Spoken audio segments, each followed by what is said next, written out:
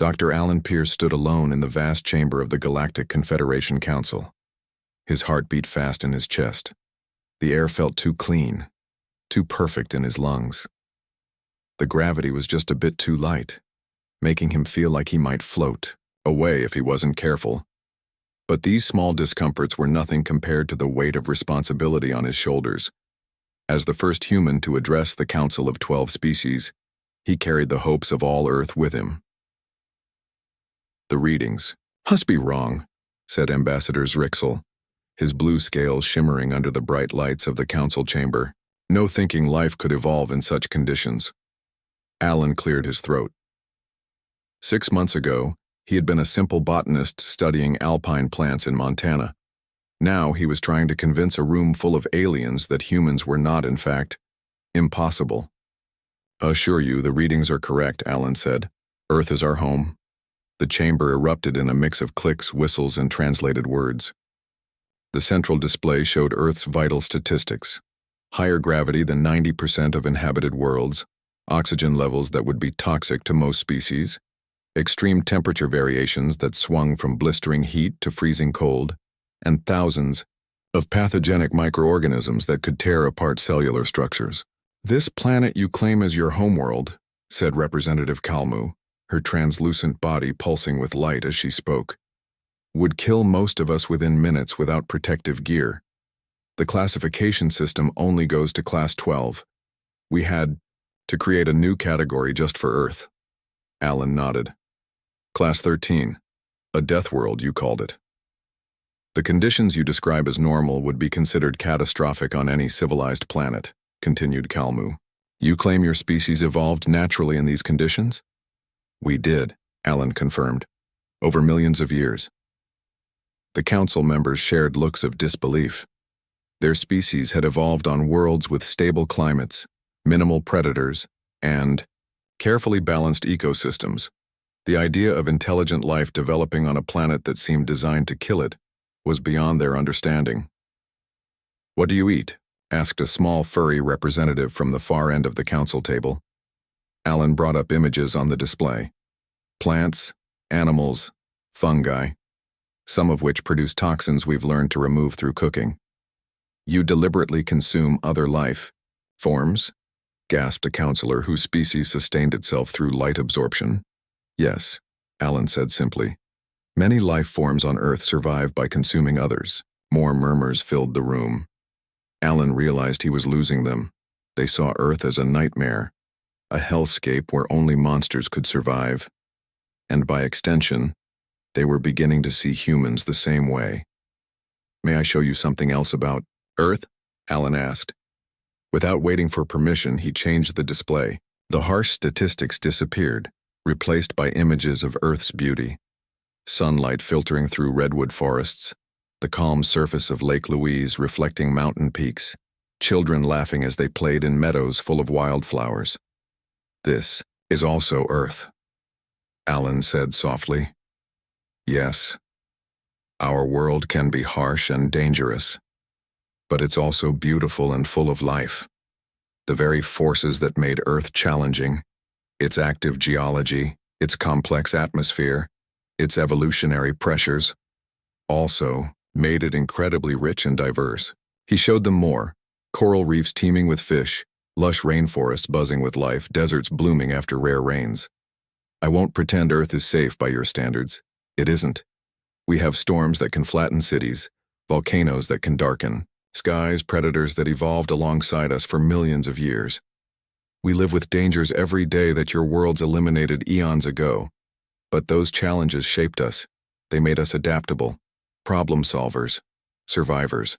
The council room had grown quiet now, all eyes fixed on the images of Earth. Humans can live in almost any environment on our planet. We've built homes in frozen tundras and scorching deserts. We've survived plagues that killed millions. We've endured ice ages and droughts. When our planet threw challenges at us, we didn't give up or die out. We invented, we adapted, we overcame. Alan took a deep breath. This was the moment everything depended on. We come to the stars not as conquerors but as explorers, as potential friends. We've learned from our harsh world that cooperation often leads to better survival than conflict. We want to join your confederation, to learn from you, and share what we know. Ambassador Zerixel leaned forward. And what exactly could we learn from Deathworlders such as yourselves? Alan smiled. Resilience, adaptability, how to thrive in conditions you currently consider impossible. Earth may be a Class 13 planet, but that just means we've overcome Class 13 problems. There's an old saying among my people, smooth seas do not make skilled sailors. The translator struggled with the idiom, but the meaning came through. We request permission to demonstrate that humans are indeed from Earth. Alan continued. Send a research team to our world. Let them observe us in our natural habitat. We will provide whatever protection they need. The council members looked at each other, communicating in ways Alan couldn't follow. Finally, Ambassador Zerixel spoke. Your request is unusual, human. No species has ever invited observation of their homeworld in quite this way. We have nothing to hide, Alan said, and everything to prove. After more discussion in languages his translator couldn't catch, Kalmu's body flashed with bright pulses. Very well. We will send a scientific expedition to Earth. A small team, with all necessary protective measures. They will verify your claims and report back to this council. Alan bowed slightly, relief washing over him. It was a small victory, but a crucial one. The door to Earth's inclusion in the wider galaxy remained open, if just barely. As he was escorted from the chamber, he heard whispers from the council members. Do you think they really evolved there? If they did, what else might they be capable of? Perhaps we should consider updating the classification system. If Earth truly is a Class 13 world, what would a Class 14 even look like? Alan smiled to himself. The first step had been taken. Soon the galaxy would learn what humans already knew, that Earth's challenges had forged humanity into something unique among the stars, a species that viewed obstacles not as roadblocks, but as opportunities. The real adventure was just beginning. Senior xenobiologist Nikta had never felt fear like this before. She stood in her protective suit, triple-checking all the seals and monitoring systems. The data from Earth had been frightening enough when viewed from the safety of her laboratory. Now she was about to set foot on the planet itself. All systems functioning correctly, said Medical Officer Vesley, his voice slightly muffled through his helmet. Atmosphere filters at maximum capacity, radiation shields active. The observation team consisted of 5 members from different worlds, each chosen for their expertise in understanding alien environments. Besides Nikta and Vesley, there was junior observer Tim, nutritional analyst Jorpan, and security specialist Krax. They had spent 3 months in orbit around Earth watching from their ship, collecting data and preparing for this moment. Now they stood in the landing bay, about to take their shuttle down to the planet's surface. Remember, said Nikta to her team, we observe only. We do not interfere. We maintain protective protocols at all times. One mistake on this world could be our last. The others nodded solemnly. They had all seen the classification reports. Class 13 Deathworld, a planet where even the smallest life forms could kill you, where the weather itself was a weapon, where the very ground might shake apart beneath your feet. The shuttle landed in a place the humans called Colorado. They had chosen this location for its relatively stable weather patterns and moderate population density. A human guide named Jack Miller waited for them at the landing site, standing alone in the open air with no protective gear whatsoever. Welcome to Earth, Jack said, smiling and raising his hand in greeting. He made no move to approach the shuttle, respecting the visitor's caution. The team exited carefully, their suits humming with power as they filtered the deadly oxygen-rich air and regulated temperature. Jack led them to a waiting vehicle, specially modified to maintain a safe environment for the alien visitors. Our first stop is a place called Garden of the Gods, Jack explained as they drove. It's a natural rock formation popular with tourists and rock climbers. Tim's eye stalks quivered nervously. Climbers? You mean humans deliberately scale these rocks? For what purpose? Jack laughed. For fun, mostly. Some do it for the challenge. The aliens fell silent, trying to process the concept of intentionally putting oneself in danger for fun. When they arrived, the sight took their breath away. Massive red rock formations jutted up from the earth, standing tall against a clear blue sky. And all around them, humans moved freely. Some walked on designated paths, some sat eating food in the open air, and others hung from the sides of the rocks by thin ropes, slowly making their way upward. Those climbers, Nikta said, pointing a gloved hand. They are not wearing environmental protection of any kind. The solar radiation alone should cause damage to their exposed skin. Oh, we use sunscreen, Jack said casually. But a little sun is actually good for us. Helps our bodies make vitamin D. Jorpan's recording device whirred as he captured this information. Your species deliberately exposes itself to radiation for health benefits? Jack looked confused. I guess you could put it that way. The team spent hours observing the park, watching in amazement as humans of all ages navigated the environment with ease. Children ran along paths, their smaller bodies seemingly unconcerned with the higher gravity that made each step an effort for the visiting aliens. Elderly humans sat on benches, breathing the oxygen-rich air that would have been toxic to most galactic species. Later that day, they visited a local restaurant. The aliens remained in their vehicle, watching through special windows as Jack went inside to eat. They are consuming parts of other organisms, Tim whispered, his voice filled with horror as they watched humans eating burgers and salads. Not just consuming them, Jorpan added, consulting his scanner. They are adding chemical compounds to enhance flavor. Some of these compounds would be considered poisons on our worlds. They watched as a small child spilled a drink, the liquid splashing onto her skin. The aliens tensed, waiting for signs of chemical burns or distress. Instead, the child simply wiped it off with a paper towel and continued eating. Their integumentary system must be remarkably resilient, noted Vesley. The next day brought more surprises. They visited a local gym where humans voluntarily exerted themselves, lifting heavy objects and running on machines. They are deliberately placing strain on their muscular systems, Krax observed, in conditions already made difficult by the high gravity. They call it working out, Jack explained. It makes us stronger. In the afternoon, a sudden weather change brought rain. The aliens retreated to their vehicle in alarm as water fell from the sky, but watched in disbelief as humans simply opened small portable shelters called umbrellas or continued walking through the downpour without concern. The rainwater contains trace acids, Nikta said, checking her instruments, yet it causes them no apparent harm. That evening, as they reviewed their findings back on their shuttle, the team fell into thoughtful silence. I believe, Nikta said finally, that we have been making a fundamental error in our understanding of humans. The others looked at her, questioningly. We have been viewing Earth as a hostile environment, one that these aliens somehow survive despite its dangers. But that perspective is backward. This is not a hostile planet that humans survive on. This is the very planet that created humans. She brought up holographic displays of their day's recordings. Look at how they move, how they interact with their world. They don't fear it. They embrace it.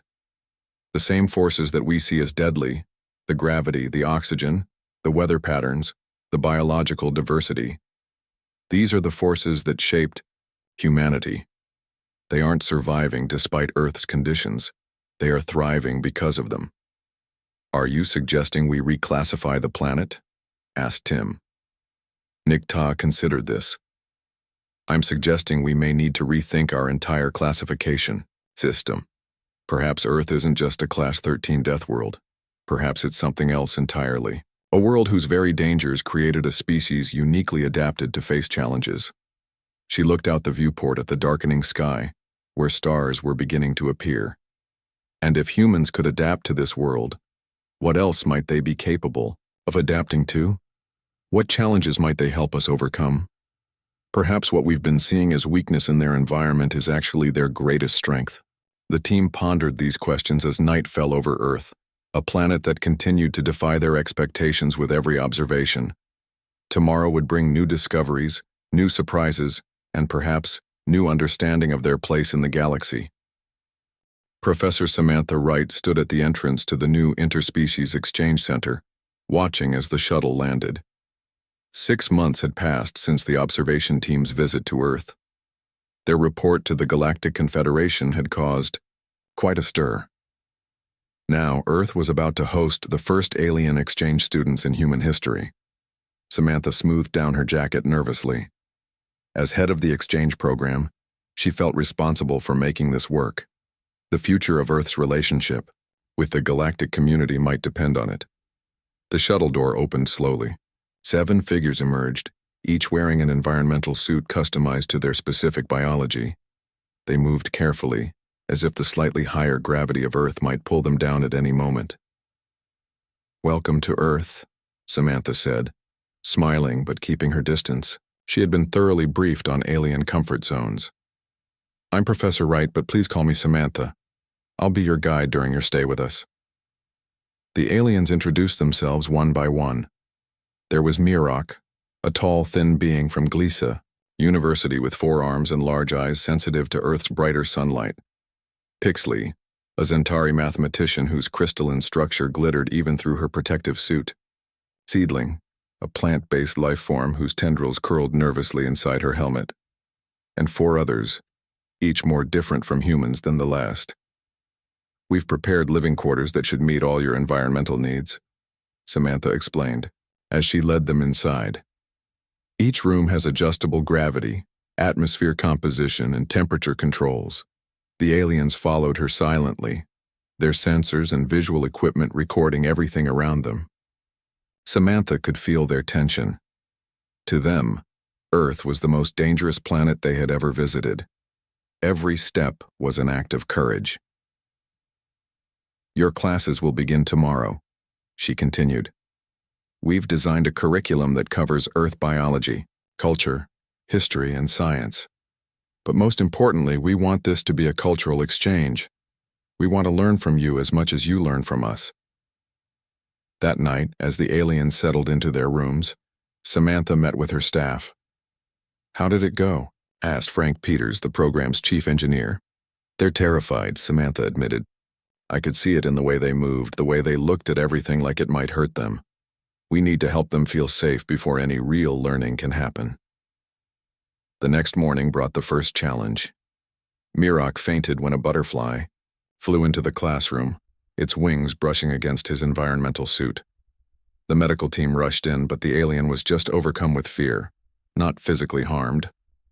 "It's smaller than my finger, but it touched me," Mirok explained later, his voice still shaking. "On my world, flying creatures are all predators. Very dangerous." Samantha realized they needed to take smaller steps. The planned field trip to Yellowstone National Park was clearly too ambitious for the first week. "Perhaps we should start with something simpler," she suggested to her staff.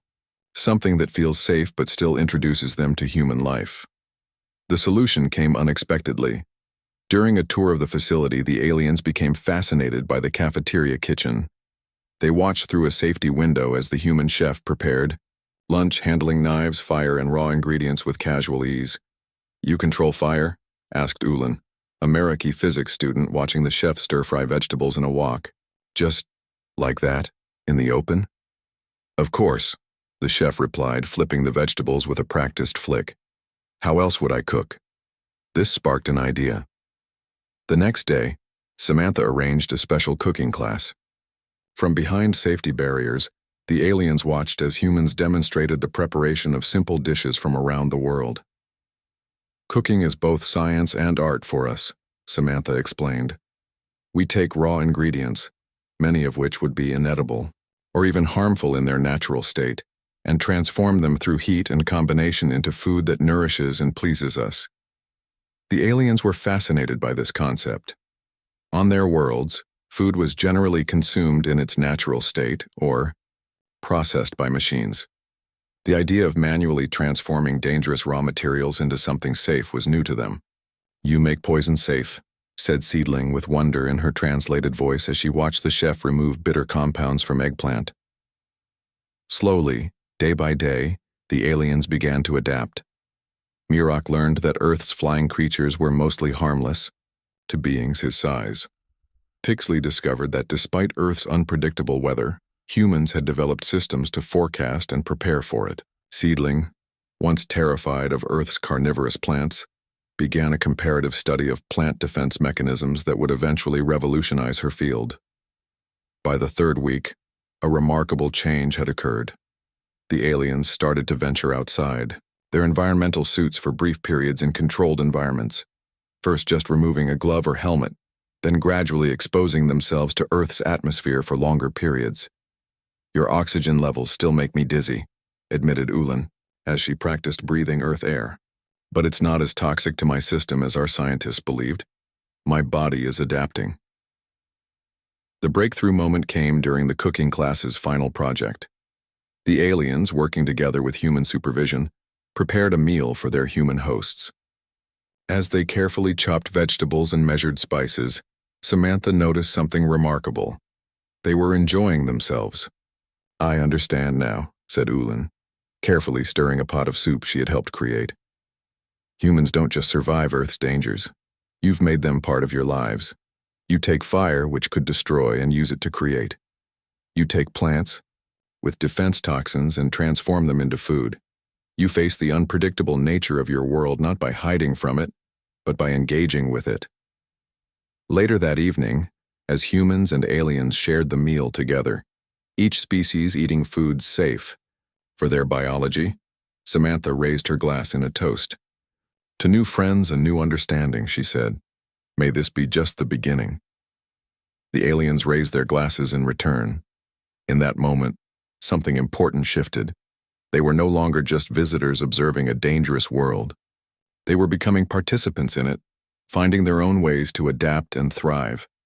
As the exchange program continued, more barriers fell. The aliens began to see Earth not just as a Class 13 death world, but as a place of incredible diversity and opportunity. And humans began to see their own planet through new eyes, recognizing both its challenges and its gifts with fresh appreciation.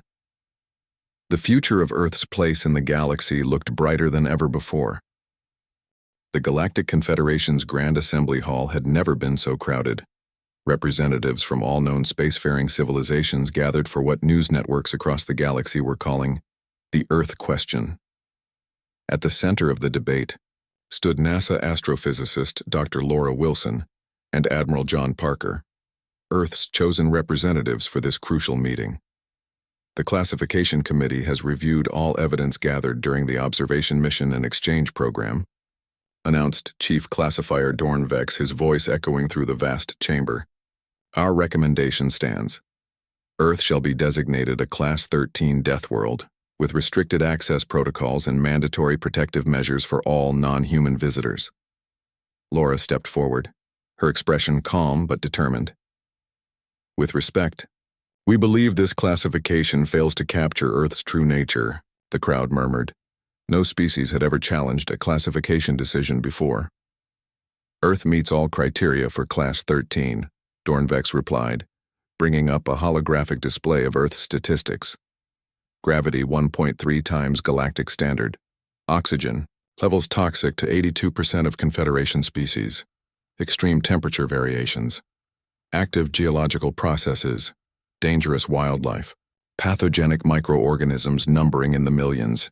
The data is clear." "The data is incomplete," Laura countered. She activated her own display, showing Earth's varied landscapes, deep oceans teeming with life, forests stretching to the horizon, mountains reaching for the clouds.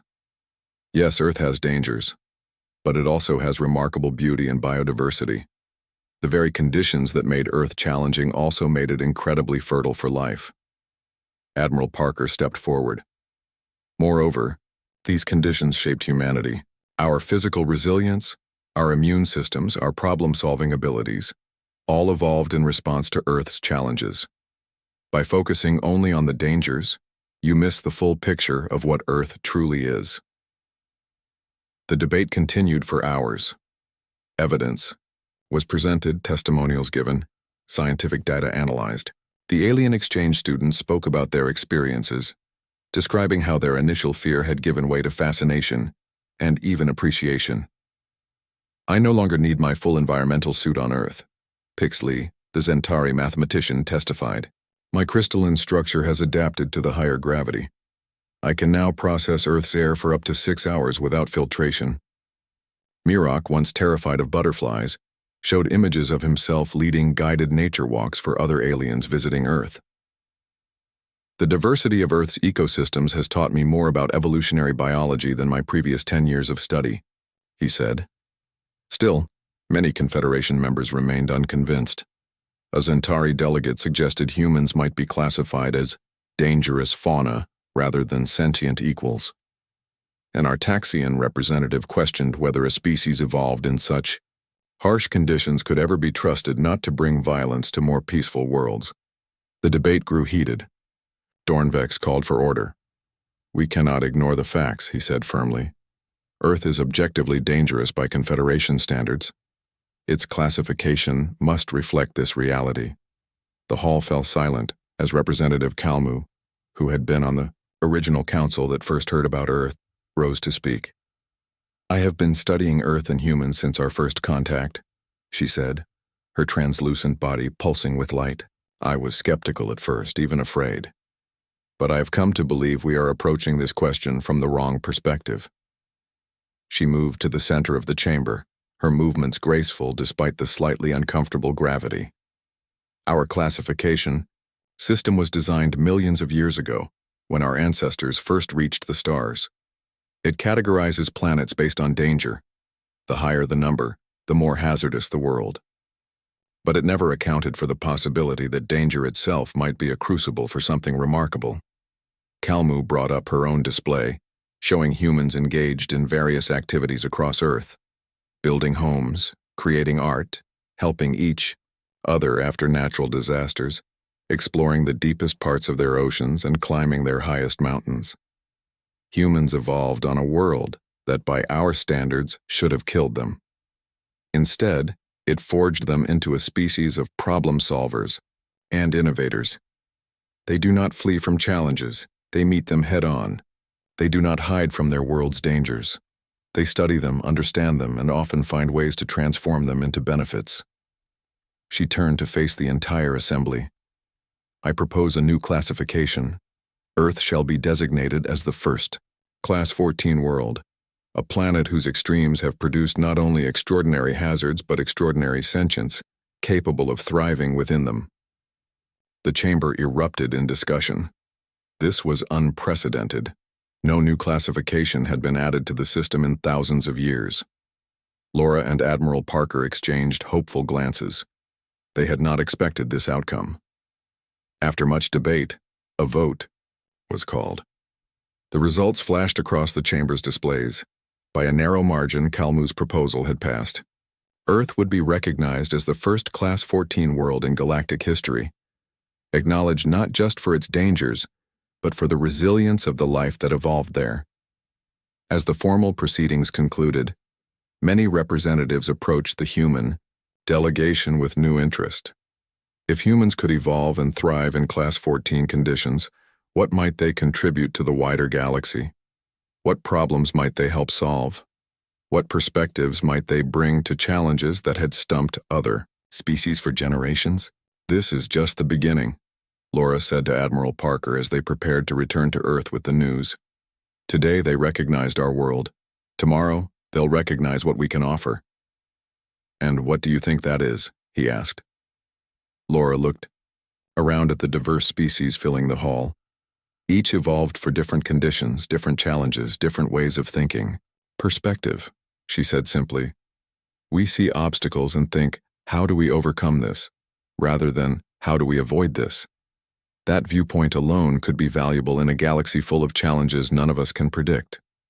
As they boarded their ship for the journey home, news of Earth's new classification was already spreading across the galaxy. In countless worlds, beings of all kinds were looking up at the stars, wondering about these strange humans from the newly designated Class 14 world, and what their arrival on the galactic stage might mean for the future. For Earth, a new chapter was beginning. No longer just a dangerous oddity, but a recognized member of the galactic community with unique gifts to offer. The path ahead would not be easy. Centuries of isolation would not be overcome overnight. But the first crucial steps had been taken, and humans, as they had always done when facing new challenges, would find a way forward. 10 years after Earth's classification as the first Class 14 world, the unthinkable happened.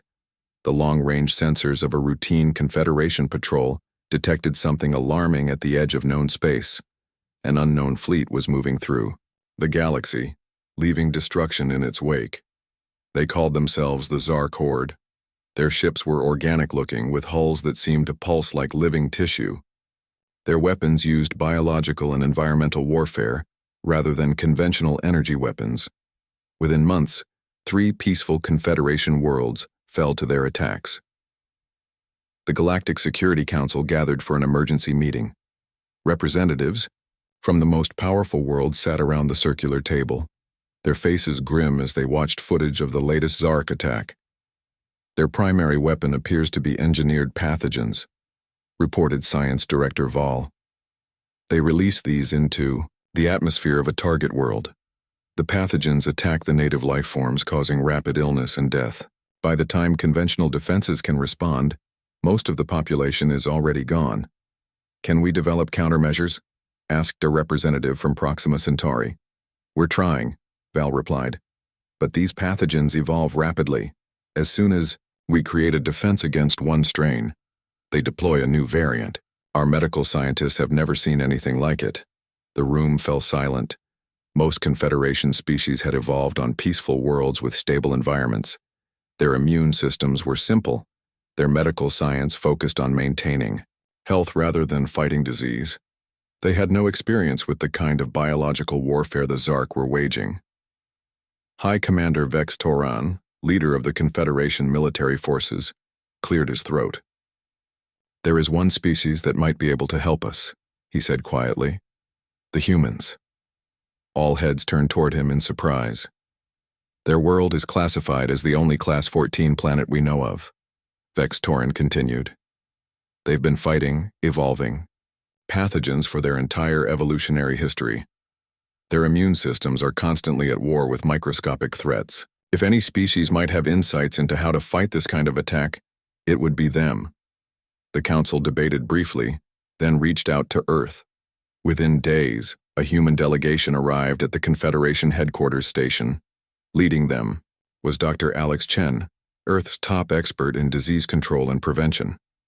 We've reviewed the data on the Zark pathogens, Dr. Chen said, standing before the Council. They're sophisticated, but not unlike some of the diseases we've faced on Earth. The rapid evolution is similar to our influenza viruses or certain antibiotic-resistant bacteria. Can you help us fight them? Asked Vex Toran. We believe so, Dr. Chen replied. We humans have been in an arms race with microscopic enemies for our entire existence. Our bodies and our medical science have evolved to detect patterns, predict mutations, and develop countermeasures quickly. With your technology and our experience, we can create defenses against the Zark bioweapons. The Council agreed to the partnership. Human scientists began working alongside the best minds in the Confederation. Human military advisors joined the defense planning teams. But the Zark Horde continued to advance and time was running short.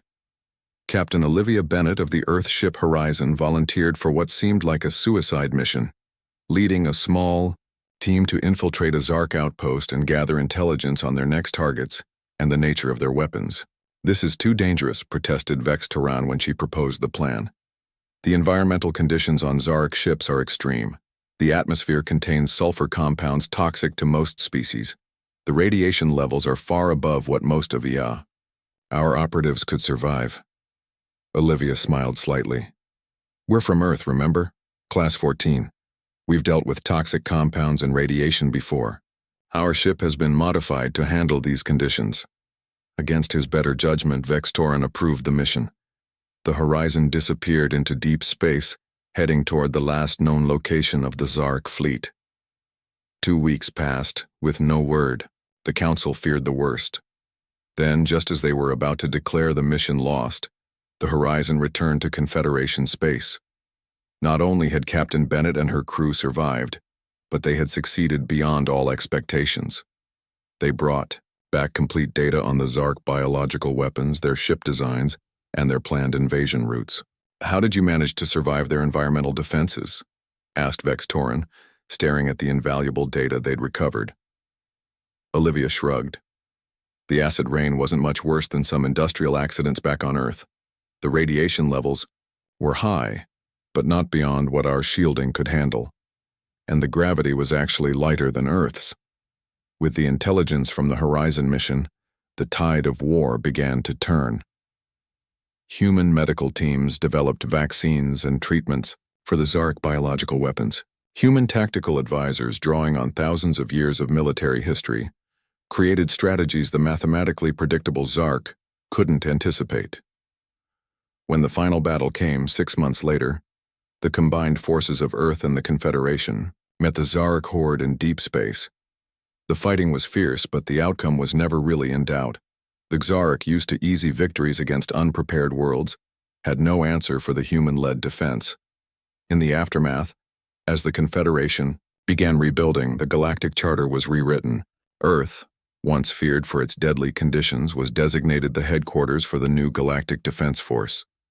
Human teams were dispatched throughout Confederation space to help worlds strengthen their defenses against future threats. Q. The ceremony establishing the Defense Force, Ambassador Zrixel, who had once declared human evolution impossible, raised a glass of water, nearly toxic to his species, in a toast. "To the humans of Earth," he said. "The Class 14 Deathworlders who taught us that great strength comes not from avoiding challenges but from overcoming them."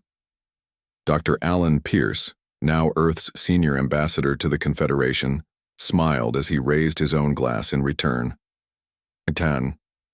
Years ago, he had stood alone in the council chamber, trying to convince a skeptical audience that humans deserved a place in the galaxy. Now, Earth was not just accepted, but valued for the very traits that had once made it seem dangerous and strange. "To new friends," Alan replied, "and to the countless challenges we will face together in the years to come." As glasses clinked around the room, the truth that had changed the galaxy remained unspoken but understood. In a universe full of dangers, the greatest strength might come from the most unlikely places. Even a planet once dismissed as too deadly for intelligent life to evolve. Earth was indeed a Class 14 death world, and that was exactly what made humans the perfect allies in a dangerous galaxy.